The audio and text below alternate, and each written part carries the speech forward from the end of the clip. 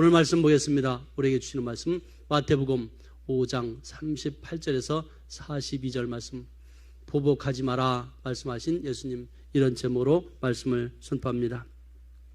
오늘 본문 말씀은 명예와 수치를 기반으로 사는 고대 히브리인들의 이 사고에 내가 받는 수치에 대해서 되돌려주는 방식으로 눈에는 눈, 이에는 이 율법의 법칙으로 살아왔습니다. 이것은 복수의 개념보다는 공평의 사회 또는 상대를 대항할 수 있는 사람으로서 그 사람의 가정을 지킬 수 있다, 이렇게 믿었습니다. 그래서 상대에게 한 대 맞으면 나도 한 대를 때리면 이것은 공평한 사람입니다. 그런데 상대를 두 대를 때리면 힘 있는 사람으로 여겼습니다. 즉, 힘 있는 사람은 아내와 자녀, 가족을 지킬 수 있는 사람이며 자신의 자존심과 명예를 지키는 사람으로 이렇게 간주되었습니다.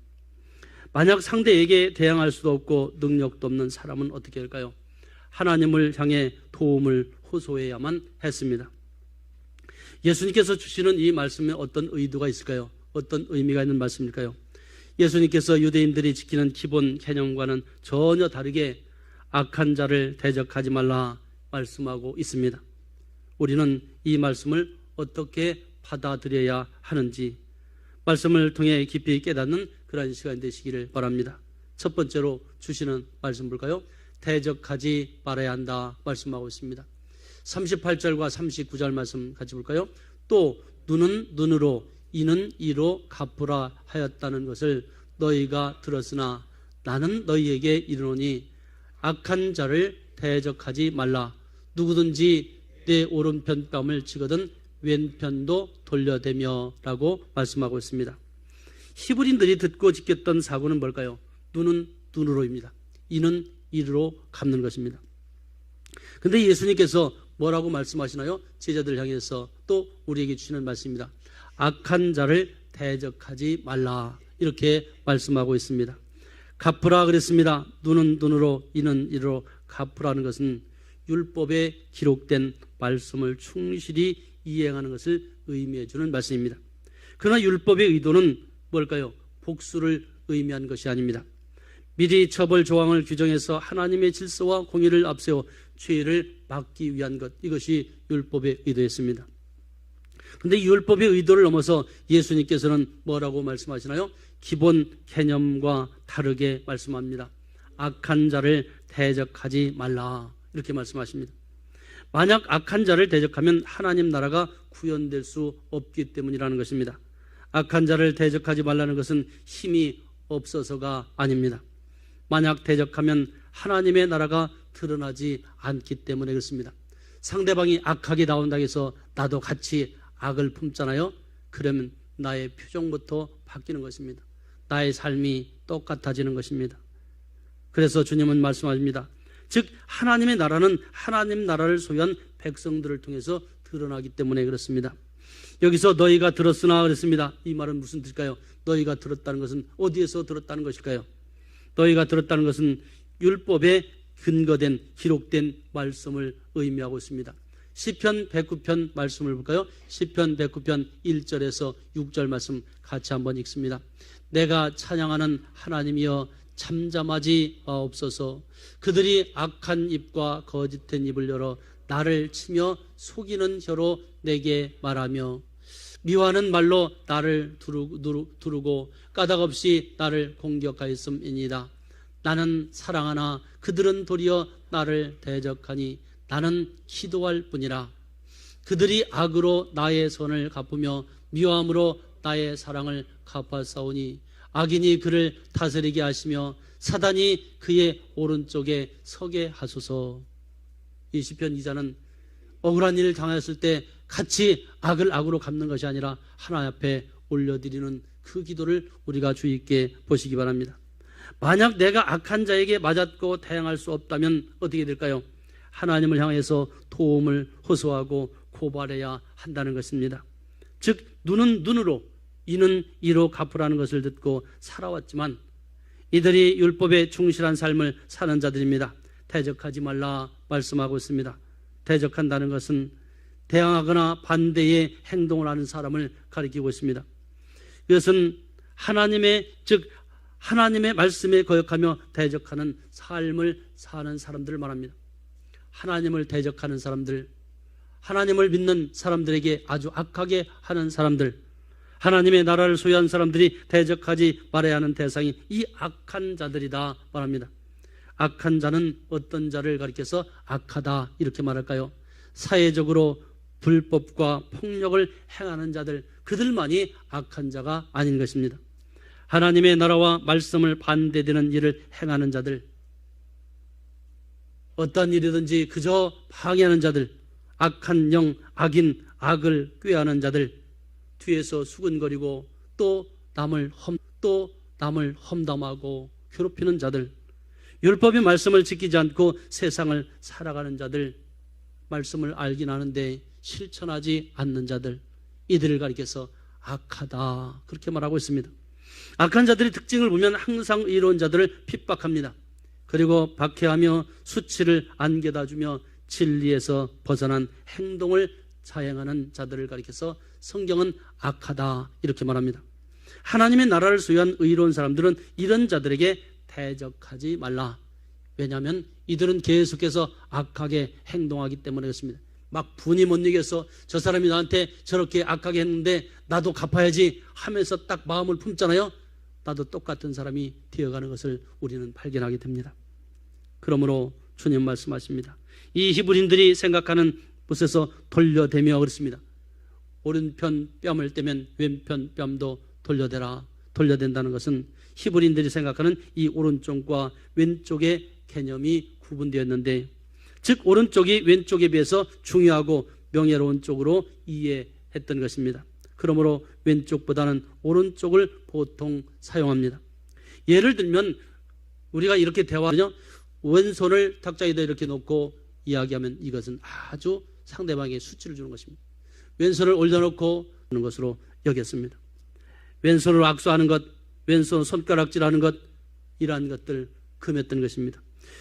어떻게 되나요? 우리 상대방의 오른뺨을 떼려면 왼손으로 때려야 됩니다. 왼손으로 맞는다는 것은 이것은 치욕입니다. 수치입니다. 그러나 맞은 사람의 입장에서 보면 자신의 명예에 큰 손상을 입게 되는 것입니다. 차라리 명예를 잃고 하나님의 나라를 위해서 생명을 얻는 것이 더 낫기 때문이라 하는 말씀입니다. 두 번째 주시는 말씀 볼까요? 동행하라 이렇게 말씀합니다. 40절과 41절 말씀 같이 보겠습니다. 또 너를 고발하여 속옷을 가지고자 하는 자에게 겉옷까지도 가지게 하며 또 누구든지 너로 억지로 오리를 가게 하거든 그 사람과 심리를 동행하고. 무슨 의도가 있는 말씀일까요? 주님이 왜 이 말씀을 주시는 걸까요? 악한 자에게 대적하지 말라 하면서 너를 고발하는 그에게 속옷을 가지고자 하면 겉옷도 주고 억지로 오리를 가게 하거든 그 사람과 심리를 동행하라. 주님 말씀합니다. 여기서 고발한다는 것은 잘못이 있어서 고발했다는 그런 의미뿐만 아니라 비난이나 수치란 의미도 있습니다. 즉 법정 소속을 걸어서 판단하겠다는 그런 의미입니다. 유대인들이 입고 있는 옷은 겉옷과 속옷으로 구분이 됩니다. 속옷은 겉옷보다 가격이 저렴합니다. 특히 이 겉옷은 전당 잡을 수 있으나 저녁이 되면 반드시 이 겉옷은 돌려주어야 했습니다. 만약 재산상의 분쟁이 생기면 고발자가 속옷까지 취하려고 하지만 그들과 저항하지 말고 사랑을 베풀라 하는 것입니다. 여기서 말하는 이 사랑이 아가페 사랑입니다. 율법에는 눈에는 눈, 이에는 이로 갚아야 하지만 그럼에도 불구하고 사랑하고 태양하지 말라. 주님이 말씀합니다. 주님은 폭력을 원하지 않습니다. 가지게 하며 그랬습니다. 예수님께서 속옷과 겉옷에 이 대해서 비유로 말씀하는 것입니다. 속옷은 어떤 것을 말하는 걸까요? 소매가 짧고 무릎까지 내려오는 보편적인 이 속옷을 의미하는데, 그러나 선지자들이 입는 속옷은 통으로 짠 것을 말합니다. 여기서 겉옷이 나옵니다. 이 겉옷은 613개의 율법을 상징하는 옷단술이 이 겉옷에 달려 있습니다. 그래서 히브리인들은 아침 저녁에 쉐마, 즉 기도문을 낭송할 때에 옷단술이 달려있는 이 겉옷을 반드시 두르고 낭송하게 되었습니다. 겉옷을 저당 잡으면 해가 지기 전에 반드시 돌려줘야 합니다. 그 이유가 뭘까요? 그 이유는 두 가지가 있는데 저녁이 되면 기온이 급격히 떨어지게 됩니다. 생명의 위협을 받기 때문에 옷단수를 토판에 표시를 하고 잠시 돌려줘야 하는 것입니다.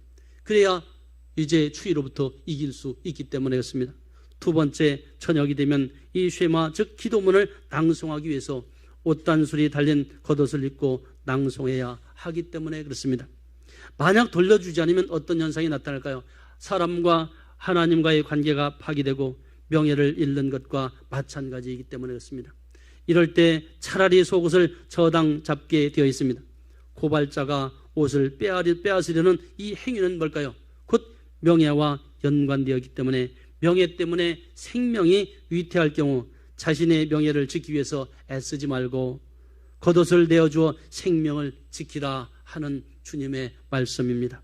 하게 하거든 그랬습니다. 이것은 무슨 뜻일까요? 억지로나 강제로 타인에게 어느 곳을 가게 하거나 어떤 짐을 나르게 하는 것에 대해서 사용된 이 단어인데, 이 단어는 왕이 조서를 전달할 때와 무작위로 사람을 징발하여 짐을 지게 하거나 문서를 전달하는 것을 가리키고 있습니다. 우리가 성경에 보면 마침 알렉산더와 무포의 아비인 구레네 사람 시몬이 이런 글이 나옵니다. 시골에서부터 예루살렘 성전에 와서 지나가는데, 이 시몬이 지나가는데 그때 무슨 일이 일어났나요?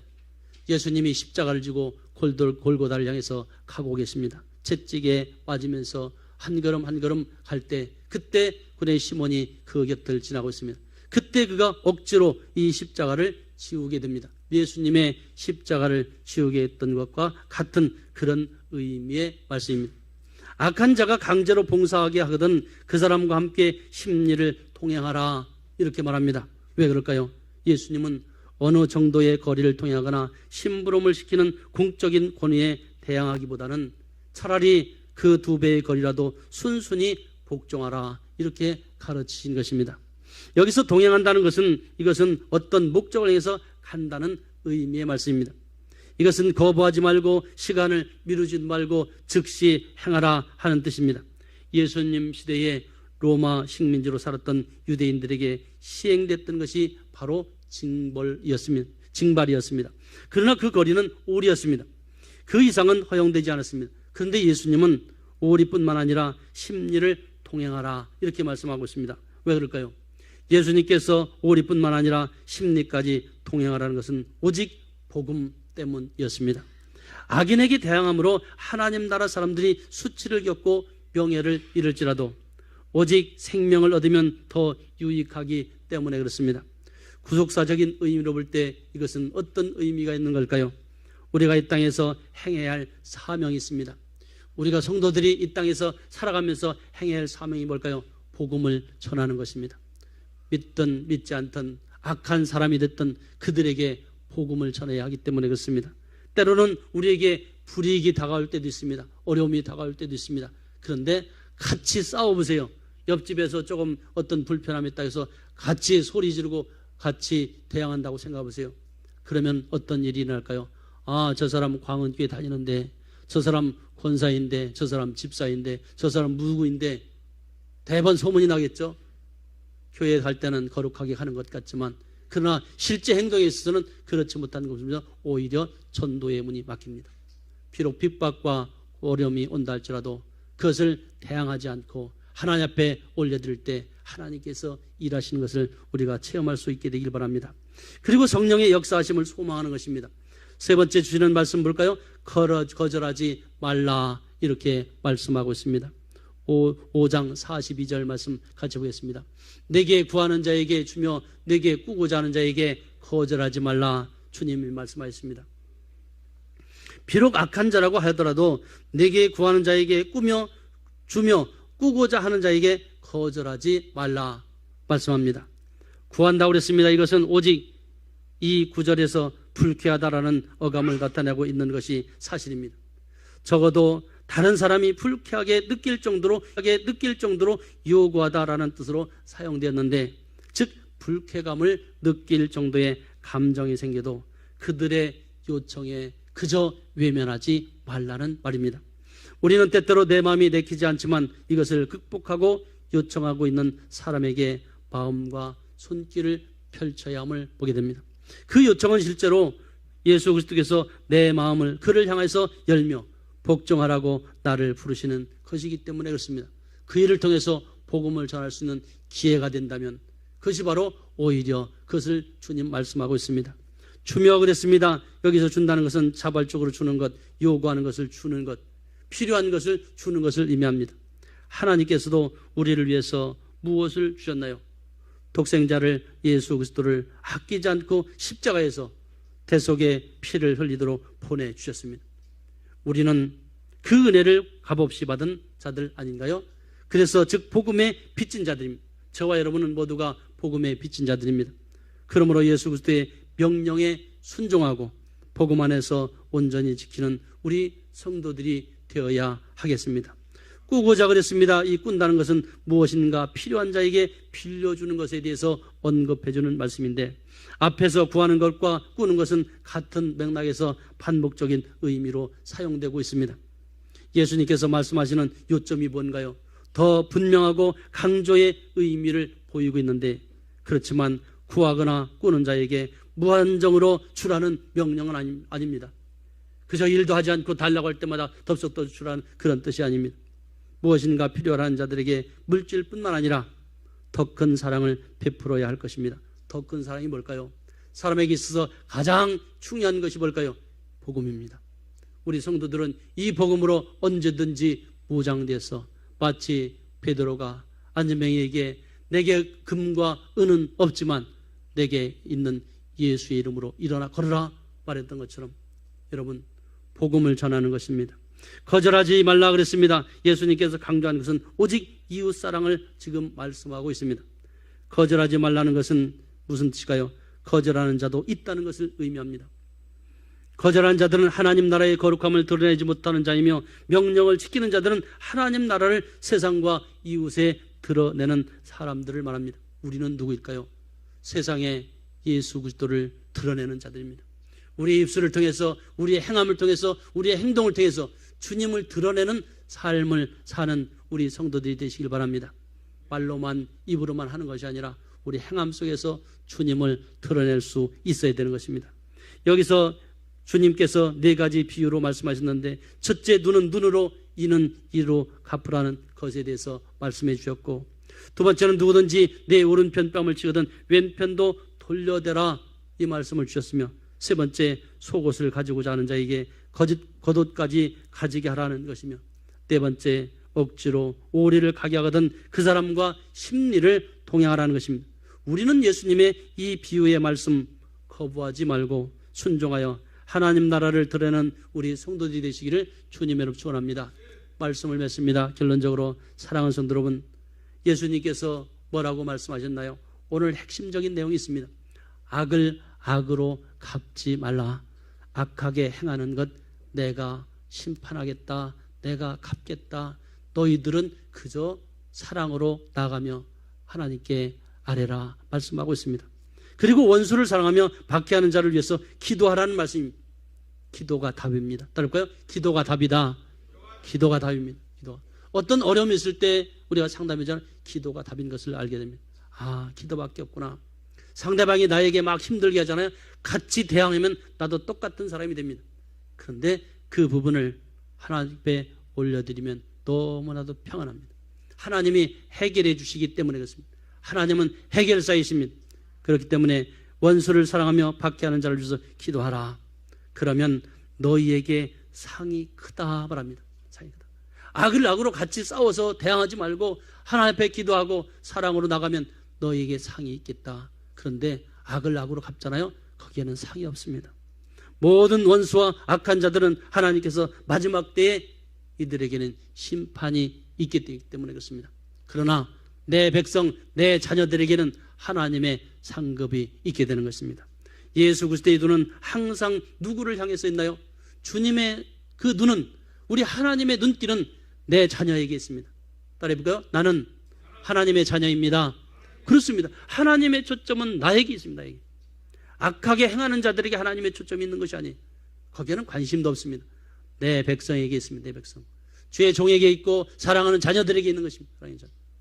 그들이 힘들어하고 그들이 고통스러워하는 것 하나님이 아십니다.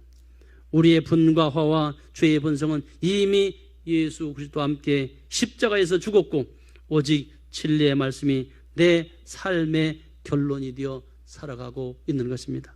여러분, 우리는 예수 그리스도께서 이 땅에 다시 오실 때까지 기도하며 오직 복음 전파를 위해서 땅끝까지 이 복음의 증인이 되기 위해서 악을 악으로 갚지 말라 하는 것입니다.